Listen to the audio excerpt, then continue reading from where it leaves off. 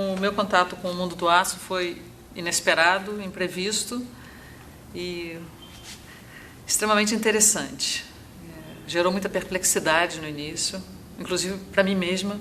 Primeira vez que eu fui à usina em Volta Redonda, eu fiquei me perguntando o que eu estava fazendo ali. Eu estava grávida de 4 meses, de gêmeos, meus filhos, fui com uma saia. Eu me lembro o olhar dos funcionários para mim. Eu não sou engenheira, sou economista. E eles olhavam para mim perguntando: mas o que está fazendo essa mulher aqui na usina? E eu olhava para eles perguntando o que eu estou fazendo aqui. Mas eu devo dizer que foi um casamento muito feliz. Foram 6 anos intensos e que transformaram essa convivência com a siderurgia numa coisa que antes não era natural, extremamente próxima, natural, uma paixão que até hoje eu não consigo me desvincular. Estou sempre olhando as notícias, não tenho tempo para acompanhar no dia a dia, mas estou sempre seguindo, estou sempre procurando saber, sempre que possível. E foi inesperado porque eu, na ocasião, era secretária de Fazenda da cidade do Rio de Janeiro, isso foi em 96, e eu fui convidada pelo então presidente do Conselho de Administração da CSN, Benjamin Steinbrück. A companhia tinha sido privatizada há pouco tempo. Eles queriam fazer uma mudança, uma reformulação geral na companhia, de cultura e tudo, e me convidaram para ir para a companhia, primeiro como diretora superintendente do Centro Corporativo da CSN. Sem presidente, a companhia deixou de ter um presidente e passou a ter uma diretoria colegiada. Eram 3 diretores, se reportavam diretamente ao Conselho de Administração. E 2 anos depois eu me tornei presidente da companhia. E eu interagia muito com a empresa e eu posso te dizer que os meus dias mais interessantes eram os meus dias na usina. Eu ia pelo menos uma vez por semana para Volta Redonda e passava o dia inteiro na fábrica, ia de uniforme. Aliás, fizemos um concurso de uniformes que foi um case também na indústria para mudar e dar mais autoestima aos funcionários que usavam uniformes da época ainda da empresa estatal, uniformes velhos, sem identidade, que eram doados para a comunidade, então eram usados na feira, indistintamente, quer dizer, não era uma coisa que distinguia e dava autoestima para os funcionários. Nós fizemos um concurso com estilistas para escolher um novo uniforme, que foi a escolha dos funcionários, e que ficou muito bonito, muito elegante, então eu usava esse uniforme também toda semana para ir para lá. Eu tornei muito próxima das pessoas, guardo recordações assim incríveis dessa época do aço. Aprendi muito e acho que contribuí também, porque o que eu trouxe era uma experiência de gestão que era o que a empresa precisava naquele momento. Eles eram especialistas em fazer aço e eu entendia bem de gestão. Então, juntamos essas 2 experiências e eu acho que o resultado foi muito bom. Olha, sobre frio na barriga, eu ouvi uma vez de um professor de estratégia que quando não dá mais frio na barriga é porque não vale mais a pena. Então, na minha vida eu sempre tenho frio na barriga, até porque eu sempre fiz coisas muito diferentes.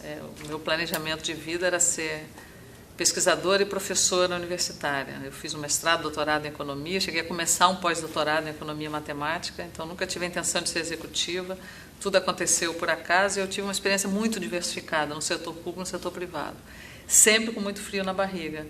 Mas eu gosto muito de fazer, de mudar, de transformar, e era assim, quase impossível, né, resistir a essa oportunidade, porque eu tinha trabalhado no BNDES, eu fui diretora financeira do BNDES durante a privatização, no início do processo de privatização, e participei da privatização da Usiminas.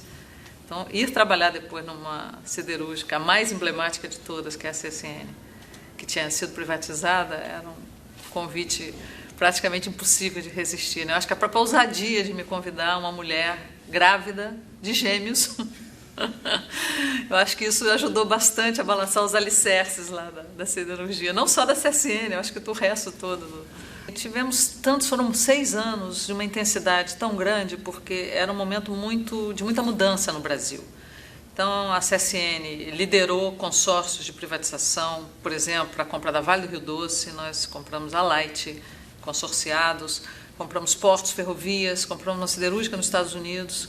Foi um período assim, extremamente intenso. Depois houve o descruzamento da Vale do Rio Doce, que foi um momento difícil, porque, obviamente, era um debate público. Eu era do Conselho de Administração da Vale, presidente da CSN, então uma delicadeza nesse processo todo, mas eu acho que assim, o resultado desses 6 anos é de muito prazer, muito, porque eu acho que a gente fez muita coisa, nós mudamos muita coisa, ajudamos a reaproximar a cidade da empresa, que quando nós chegamos lá em 96, havia quase como uma hostilidade entre a cidade e a empresa por causa da privatização.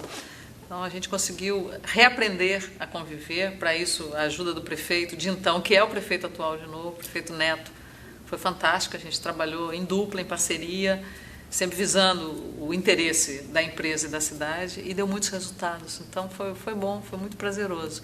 E eu me tornei também presidente do IBS nesse período, né, do Instituto Brasileiro de Siderurgia, que agora é Instituto Aço Brasil. O panorama do aço era um panorama em evolução. Havia exportação, empresas que eram fortemente exportadoras, como a Companhia Siderúrgica Tubarão, naquele momento, exportação de minério, enfim, mas principalmente exportava-se placas, havia pouca importação no país, e era um processo de mudança porque essas companhias estavam sendo privatizadas. E eu, que não conhecia muito do setor, vi rapidamente, até porque eu acho que a CSN talvez tenha sido o case mais de mudança mais forte, que era uma empresa que tinha prejuízo antes de ser privatizada, se tornou um gigante do aço após a privatização, com a sua própria mina de minério de ferro, que é distinguida das demais, uma mina de um teor de ferro fantástico, equivalente a Carajás, inclusive. Então, que era uma joia preciosa ali dentro do aço. O panorama mundial complicado. Quando eu me tornei presidente do Instituto Brasileiro de Siderurgia, nós estávamos em plena vigência de restrições à exportação de aço brasileiro para os Estados Unidos. Então, nós tivemos um embate pesado. Eu fui, inclusive, para Washington, na época era o embaixador Rubens Barbosa, fizemos uma apresentação para o Congresso americano do case brasileiro, mostrando a eles que o Brasil tinha conseguido pegar suas siderúrgicas ineficientes, estatais, e transformá-las num case pós-privatização, agregando valor para a sociedade, arrecadando impostos, criando empregos, investindo, e isso às custas, muitas vezes, até de perdas temporárias de benefícios que tinham sido adquiridos durante o período estatais. Porque a grande questão nos Estados Unidos era a ineficiência da velha siderurgia, estava surgindo a siderurgia nova, as mini-mills, etc., e essa indústria siderúrgica antiga, principalmente, ela estava sufocada pelas questões previdenciárias, trabalhistas, quer dizer, havia necessidade de uma mudança que o Brasil tinha feito. Então, eu me lembro bem saindo lá do Congresso americano, Marco Polo, o embaixador Rubens Barbosa, dizendo, poxa, viemos aqui mostrar que o Brasil fez muito bem um dever de casa que eles dizem que não conseguem fazer. Os Estados Unidos estavam colocando restrições que, a nosso ver, era uma competição injusta com o país. Era uma questão maior, uma questão de país, não era uma questão da siderurgia. Quer dizer, eles estavam impedindo o país de exportar uma indústria competitiva que tinha passado por uma reestruturação profunda, porque eles tinham um problema setorial e não queriam fazer o seu dever de casa que nós tínhamos feito. Então, não era um movimento siderúrgico. Tratava-se de uma questão justa de comércio internacional que estava sendo defendida pelo setor siderúrgico e pelo governo brasileiro. O preço do aço, na época eu estava lá com o preço do aço depois, eu falo, puxa, peguei a época mais difícil, foi o vale do preço do aço. Tivemos a inundação de aço da Rússia, que foi uma época que houve a crise na Rússia, foi um período bastante complicado do ponto de vista de preço, mas muito rico, porque era exatamente esse turnaround das empresas que tinham sido estatais e estavam no processo de privatização ou já privadas e começando a gerar investimentos e recursos. É impressionante, quer dizer, eu tinha um quadro que eu sempre mostrava nas minhas palestras e apresentações, eu me sentia na obrigação de fazer isso, até porque tinha trabalhado na privatização, de mostrar assim, o benefício líquido para a sociedade das empresas privatizadas do setor siderúrgico, que antes geravam no agregado prejuízo, não contribuíam com impostos, não geravam empregos, não pagavam salários em dia, e depois esse quadro totalmente diferente. Quer dizer, a contribuição líquida do setor siderúrgico para a sociedade pós-privatização. Falando de aços planos, né, naturalmente, porque a indústria de aços longos, a maior parte já era uma indústria, já nasceu privada. A experiência conta muito, o planejamento conta muito e, portanto, você tem alguma expectativa ou previsibilidade dos resultados. Mas o mundo é um mundo incerto, né? As coisas acontecem, crises, fatos inesperados. Então, acho que sim, a agenda era uma agenda clara do que deveria ser feito. Então, foram feitas reestruturações, investimentos importantíssimos em meio ambiente, foram feitos naquela época, importantes investimentos em meio ambiente, empresas que eram poluidoras, que agrediam o meio ambiente, e não era uma só, era mais de uma, e era pesado. E quando eram estatais, isso não era uma grande questão, e passou a ser uma grande questão, depois se tornaram privados, ainda bem. Fizeram também o seu dever de casa, instalaram equipamentos antipoluição, passaram a cuidar das comunidades, passaram a ter a visão que hoje é uma visão corrente, mas que na época estava começando, né? A visão social, a visão da sustentabilidade, do respeito ao meio ambiente, do cuidado com as comunidades no entorno das empresas. Não naquela visão antiga de estatal que a empresa era a mãe da cidade, que provia tudo, que dava tudo, que entregava tudo, mas muito mais num sentido de convivência e de visão de futuro. Quer dizer, para essa comunidade estar integrada a esse trabalho, portanto, eu preciso cuidar, preservar, para que a própria empresa possa sobreviver e tenha longevidade. A questão da mão de obra, né, do siderúrgica, é muito interessante, porque, por exemplo, a CSN tinha a sua própria escola técnica, que treinava pessoas para entrarem na empresa, que muitas vezes passavam a vida inteira lá dentro, se aposentavam pelo fundo de pensão. Com a privatização, essa visão mudou. Passou-se a querer uma visão mais diversificada, ter funcionários que viessem de outros setores, que revitalizassem, que pensassem de uma forma diferente. E antigamente, quer dizer, na visão antiga, se valorizava muito o funcionário que ficava a vida inteira numa empresa. Hoje não é mais essa visão. As empresas querem pessoas que tenham experiência, não é a pessoa ficar mudando a cada ano de trabalho, mas são pessoas que tenham visões e experiências diferentes. Eu acho que o funcionário do setor siderúrgico, na minha visão, é extremamente especializado e muito produtivo. Eu acho que a siderurgia brasileira ainda é, se não a primeira, uma das primeiras do mundo em termos de eficiência e de produção. Mas, na ocasião, havia muita falta de capacidade de gestão.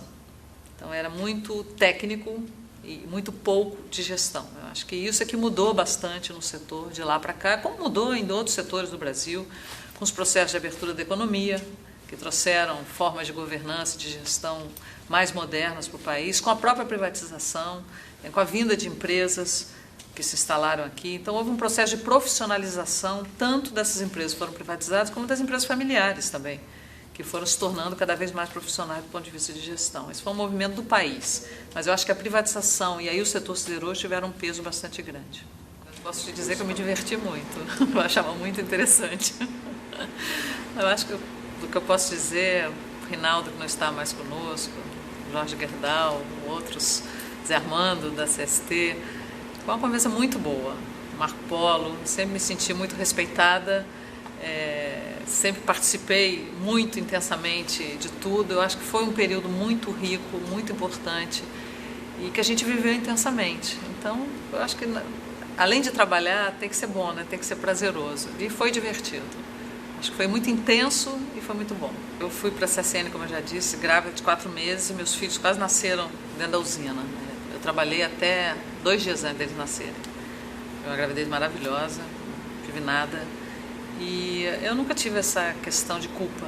Eu sou muito masculina nesse pensamento, se é que se pode dizer assim, porque todo mundo acha que o estereótipo feminino tem que ser do outro jeito, né? Tem que se sentir culpada, todo mundo te cobra essa culpa, mas essa, eu posso até ter outras culpas, mas essa é uma que eu não tenho.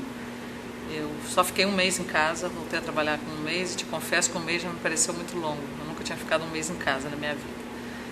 E eu acho que meus filhos são super felizes, estão com 15 anos agora, são muito meus companheiros, tenho um orgulho enorme da mãe deles. E foi sempre isso que eu procurei cultivar. Eu sempre saí de casa pela porta da frente, nunca saí escondido, sempre disse para onde estava indo, meus filhos sempre entenderam, sempre souberam que eu ia voltar. Eu acho que eu dediquei a eles todo o tempo de qualidade possível e como eu faço até hoje. Eles sabem que eles são a prioridade. Agora sabem que tem uma mãe que não vive sem trabalhar, porque não seria eu. Então, realmente a minha vida é essa. E eu vou até falar uma coisa que as pessoas sentiam assim, meio agredidas. Eu falava, eu vou para empresa, vou para a usina, eu não lembro que eu tenho filhos. Eu não lembro mesmo. E eu pergunto aos homens se eles ficam o dia inteiro lembrando se eles têm filhos e por isso são menos pais. Então, meus filhos estão bem cuidados, e sabem que a qualquer momento que eles precisem de mim, eu interrompo qualquer reunião, qualquer trabalho e a prioridade vai ser sempre deles.